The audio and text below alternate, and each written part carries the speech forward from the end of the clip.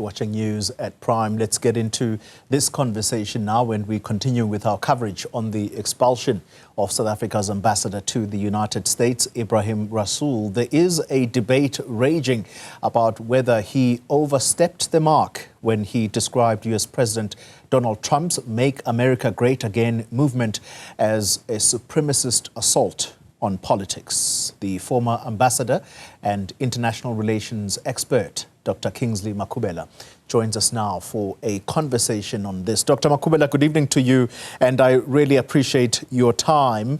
Can we begin the conversation with the preparation that is given to ambassadors designate to any country, specifically South African ambassadors? What kind of preparation is given to such people? Of course, this is in the light of the comments made by Ebrahim Rasool, some suggesting that his comments were unguarded somewhat. Tolly, good evening, and thank you very much for really joining you. You know, ambassadors, before they are posted, they go through a rigorous induction. And these inductions, they invite all sorts of people, business and academics and so on. I have had the privilege in the last 2 years to have gone to brief ambassadors about the geopolitical dynamics and the changes and how they relate to the domestic challenges. And I've already always tried to touch around the protocol issues, the etiquettes, do's and not do's. And I found this quite helpful in terms of a lot of diplomats who attend this fully. Of course, we've had instances where you find ambassadors are not consistent in their attendance, but I know there's an effort to try to give them an inductions in terms of what needs to be done. Yeah. And Rasool, in this case, is his second cherry bite, so he knows some of these issues. So, if this was his second bite on the cherry, knowing the environment he was going back to, it may not necessarily have been the same administration, unless you'll correct me on it, but were his comments ill-advised? Tolly, you know, a month ago, on a show with Iman Rapet on this station, Ambassador Rasool really used words that are usually not used by diplomats in describing Trump's administration. He said Trump has, in 2 months, acted with speed, guts, and viciousness. And I thought, when I saw this, a week later, I was on the same platform on Newzroom Afrika. And I did say that, you know, the behavior of ambassador used the language that is not palatable with his function as a diplomat. And I thought Rasool should be confined to speaking to the American audience instead of the South African audience. Because if you look at viciousness, it speaks about cruelty. Now, you can't describe a head of state that you are credited to as cruel, even if you think so. But you can't go on public and say this kind of issues. So the problem that Rasool had, in my own view, he always participated in the South African audience. And given the toxic nature and the polarized nature of our politics here, he got involved in behaving like a politician instead of a diplomat. And he used words that he shouldn't have used. Now, what broke the camel's neck, in my own view, Koli, it's really to describe Trump, not only the MAGA movement, Trump himself, as a supremacist. I think that's going beyond the call of duty. Now, I battled, Koli, to look at supremacists, and I thought maybe there's a different interpretation. But if you look at the definition in the dictionary, Koli, it says, and I'll read it. It says it's a person who believes that a particular group, especially one determined by race, religion, or sex, is superior and should therefore dominate the society. Now, describing a head of state that you are credited to in this manner was crossing the red line way beyond what is acceptable. Yeah. And of course, to describe Donald Trump as an assault in incumbency in the state and internationally was another unfortunate word to use to describe his host. I mean, having said this word, it was quite clear that the Americans would be very much annoyed, particularly by the term supremacy, given the challenges that the Americans are having domestically around race relations issue, grappling with this issue, and to go and describe an incumbent in this manner was a bit unfortunate. And I think he crossed the line. Yet, Dr. Makhubela, America allows itself to be fed information which the South African government has described as misinformation, and they go further to repeat this information which comes from non-state actors. Where's fairness here? You know, Koli, it's always important in diplomatic etiquette to respect your host as an ambassador. You can't, as an ambassador, you can't speak like me and you here and ordinary people in the movement here on the street. But the Americans, what they said, if you look at the interview I had with Michelle too on your channel, I was at pain to say the government should try to channel the communication within government structures, because provinces were starting to make comments about the utterances of Donald Trump. And they were using different terminologies like disinformation and misinformation. So these two terms, they totally mean something totally different. And if you start speaking about disinformation, my view is you want to send envoys to go and try to correct the wrong information that's been fed into the administration. And you speak about disinformation. Disinformation is a clear intention. You can't correct disinformation. So I was saying people should be very careful, and the government should try to control the communication space, because it's going to make the relationship between the two countries very difficult. Yeah. Having said that, Rasool was within his right to correct policy issues that the Trump administration were misinformed about it without using offensive language. The only problem here is using offensive language to describe his host. That's the problem. Let's continue then and talk about South Africa's national interests.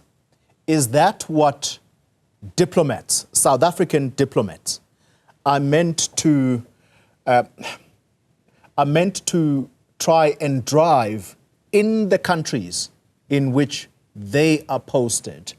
And if indeed my question to you or my information is correct, would you say that South Africa has, in a way, almost gone out of its way to rub America up the wrong way, or is it the other way around?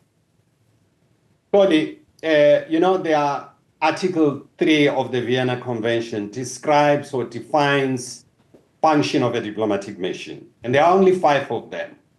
They include developing friendly relations, looking after the interests of the sending country into the receiving countries. Very straightforward functions that are defined. Within that, you look at how do you protect the interests of your country. And those interests, they vary from cultural, political, and so on. But you must do it within the legal framework of the convention. So there's nothing wrong in advocating for your interests. And it doesn't necessarily mean that South Africa foreign policy priorities would always be in sync with the Americans. Yeah. There will be instances where they are in conflict. And that's why part of the function in the Geneva Convention is a continuous negotiation with the receiving country.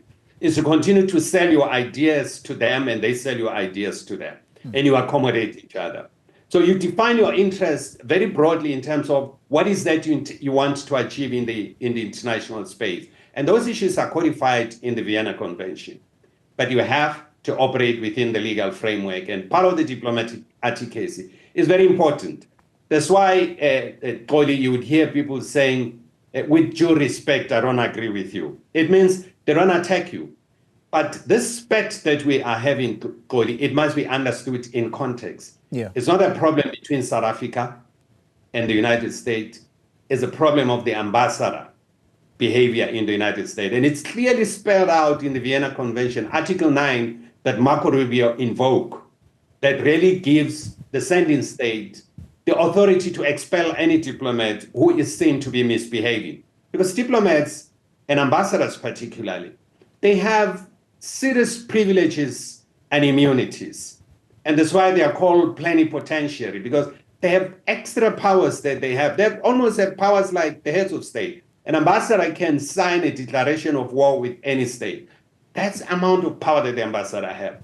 And the only recourse that the sending states have is with respect to Article 9. And they can expel an ambassador without even providing an explanation. So you got to be very careful when you operate in this space. And I think we need to go to the drawing board as South Africans to look at the behavior of our ambassador, what happened, what triggered this, how it could have been prevented. In the best of time, Koli, this kind of a situation, Marco Rubio would have picked up a phone and said to Lamola, listen, your man here is misbehaving. We ask you, and he said seriously, we ask you in the next 6 months maybe to take him out. Yeah. But for now, we're going to freeze him. We're not going to have any discussions with him. We don't want to embarrass you, but we ask you to quietly take him out. So sometimes this happens, but because of the tension that exists between South Africa and the United States in the recent past, that's why you are seeing this behavior. Compounding this, Koli, is the fact that, Rasool presented his credential towards the end of the Biden administration in January. And that time, the incoming administration of Donald Trump and the outgoing administration of Biden, there were tensions. And this time around, the transition of Donald Trump didn't operate within the allowed framework. They operated outside so that they can get private funding, which has no limit. Because operating within the framework of the transition law, it means they'll have limited funding and they won't be able to do certain things they wanted to do. So there have been tensions there. Yeah. So he's been a victim of that. And the perception that has been created by this appointment, perhaps, which has nothing to do with him, has to do with the manner in which the US system was so fractured and is still so fractured. Okay. You understand this environment better than I do, Dr. Makhubele. Can I tease out the national interests part a little bit more? And I'd like to use a living example that seems to be a point of friction between the two countries. Sentin Drive, there is a push to rename it Leila Khalid Drive. Yes. America says, if this happens, we will possibly move our embassy in Sentin. South Africa, on the other end, is saying, but this is something that we're doing domestically. You can't tell us what to do. One, what are South Africa's interests in wanting to name Leila Khalid? Do South Africans know who Leila Khalid is? On the other hand, what is America's annoyance with the renaming of Sentin Drive to whomever that we want to name it?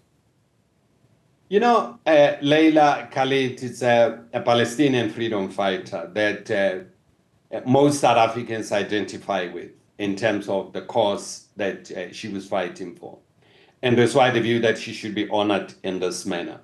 And I think it's a prerogative of the South African government to decide how to do that.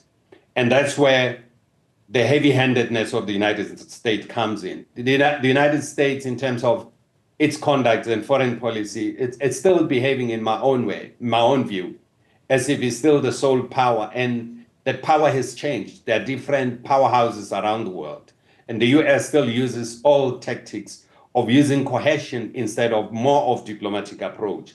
But that's their prerogative to deal with that. But it has to do with the fact that on the Middle East conflict, the Americans have always been on the Israeli side. And they think this is actually a spat in their face. And that's why they are opposing this thing. And of course, they are using the unacceptable way of conducting diplomacy instead of properly engaging. They're using blackmails. Is this indicative of the American behavior? Of course, the Americans have behaved in this manner for many years. And that's why there's a debate, even within the United States, to change the approach of using coercion to achieve their diplomatic approach.